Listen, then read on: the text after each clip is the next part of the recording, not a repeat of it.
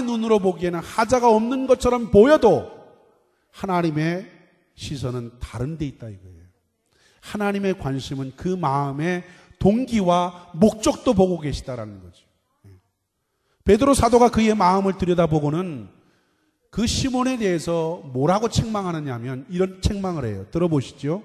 너는 악독이 가득하여 불의에 매인바 되었도다. 내 마음에는 악독이 가득하다. 불의에 매인바 되었다. 내가 복음을 증거하고 예수 믿고 그렇게 따라다니는 목적이 다른 데 있었어. 내 관심은 다른 데 있었다는 거예요.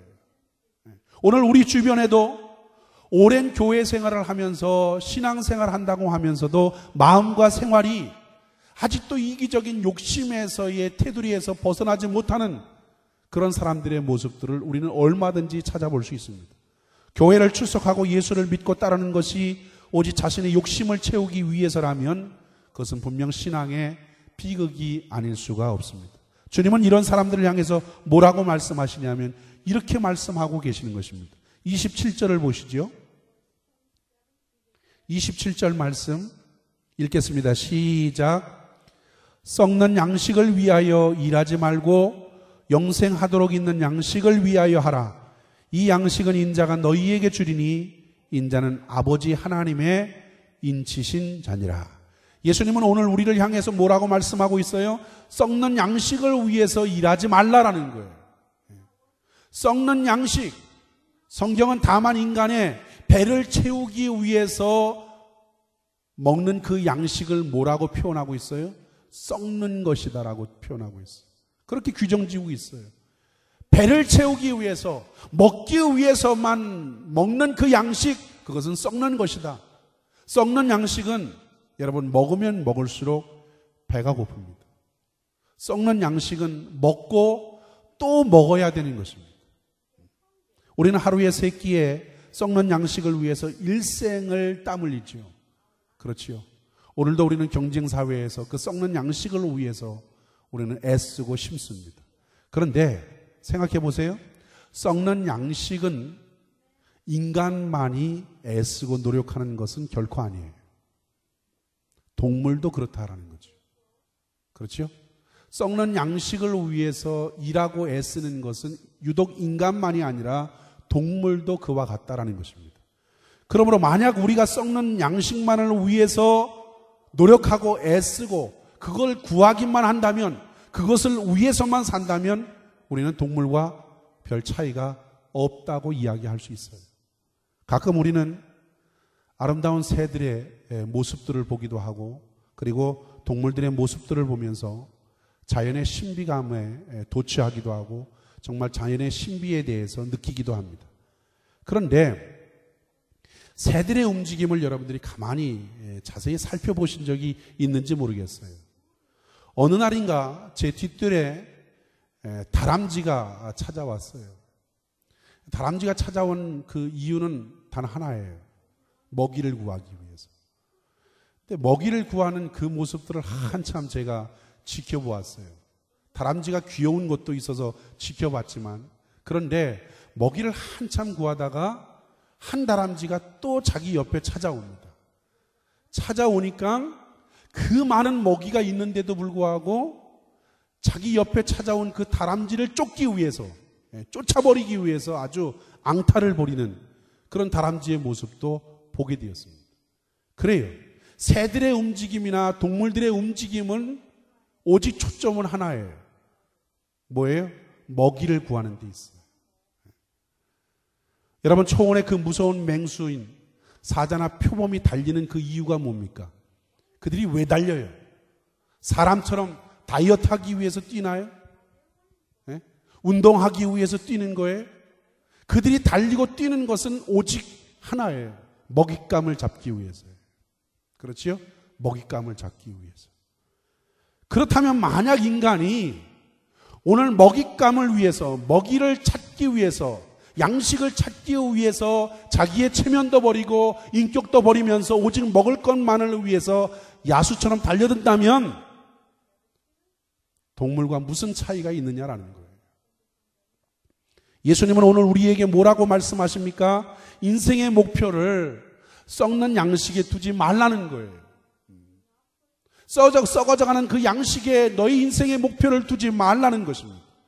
인생의 참된 목표는 영생하도록 있는 생명의 양식을 구하는 데 있다고 말씀하고 있는 것입니다. 할렐루야. 인간의 욕심은 틀림없이 썩는 양식을 필요로 해요. 그러나 인간은 썩는 양식만 가지고 인간의 삶이 유지되는 것 아니에요. 인간은 육체뿐만 아니라 영혼을 가진 존재이기 때문에 인간의 영혼은 영원한 생명의 양식을 필요로 한다는 것입니다. 그렇다면 오늘 우리가 썩는 양식을 위해서 그렇게 애쓰고 힘쓰고 그렇게 노력하는 그런 준비하는 생을 사는 것처럼 우리의 마땅히 영혼을 위한 생명의 양식을 위해서도 우리는 준비하고 땀 흘리고 애쓰고 노력해야 되지 않느냐라는 거예요. 주님은 그것을 말씀하고 있는 것입니다. 우리는 그 당시 떡을 위해서만 예수님을 따라다녔던 군중처럼은 되지 말아야 된다는 것입니다. 예수님의 생명이 내 마음과 내 생각 속에 자리 잡도록 해야 됩니다. 예수님의 생명의 말씀이 내 삶 전체를 사로잡을 수 있게 하셔야 됩니다. 예수님의 생명의 말씀이 내가 이 직장에서 일을 하면서도 항상 그 말씀이 내 마음속에 중심이 되어야 된다는 사실입니다.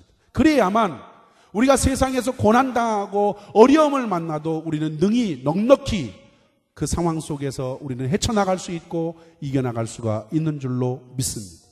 감정적인 군중이 돼서는 안 된다는 거예요.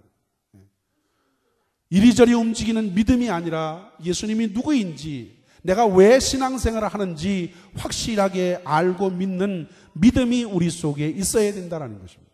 그렇지 않고는 그 신앙에 대한 확실한 의식이 없이는 그 당시의 군중들의 모습처럼 언제 예수님께 실망하고 예수님을 등 돌리고 떠나갈지 모른다는 사실입니다.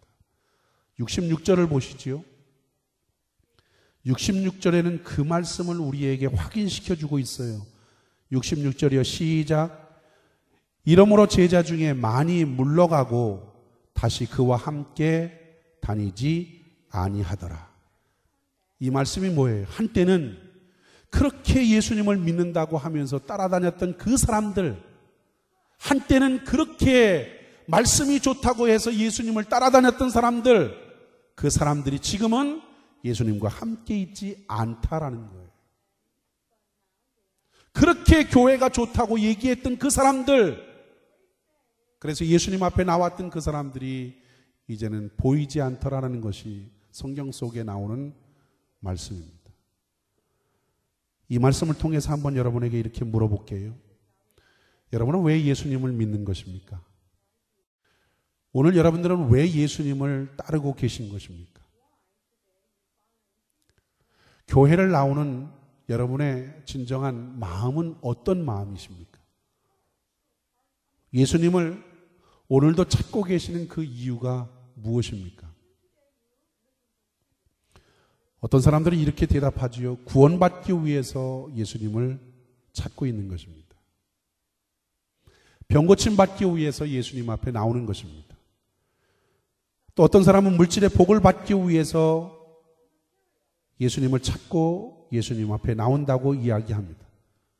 물론 이 대답은 맞기도 하지만 틀리기도 한다는 사실을 알고 계시나요? 왜냐하면 예수 믿는 사람은 이미 예수님을 믿는다는 그 사실 때문에 구원을 받기 때문이에요. 예수 믿으면 구원받는다고 이미 전제해 주고 있습니다. 하나님께서는 우리에게 성경에서 이미 그것을 확인하시고 약속해 주셨습니다. 그렇기 때문에 예수를 믿는 그 이유가 단지 구원받고 병고침 받고 물질의 복을 받기 위해서만 예수를 믿는다면 그것은 반쪽 진리만 믿는 거예요. 반쪽 진리예요. 그렇다면 우리는 왜 예수님을 믿는 것일까요? 우리는 왜 지금 신앙생활을 하는 것일까요? 그것은 바로 구원받은 사람으로서, 이미 구원받은 사람으로서 예수님을 닮은 온전한 사람이 되기 위한 것입니다. 할렐루야. 다시 말하면 구원받은 사람으로서 예수님을 더 잘 믿기 위해서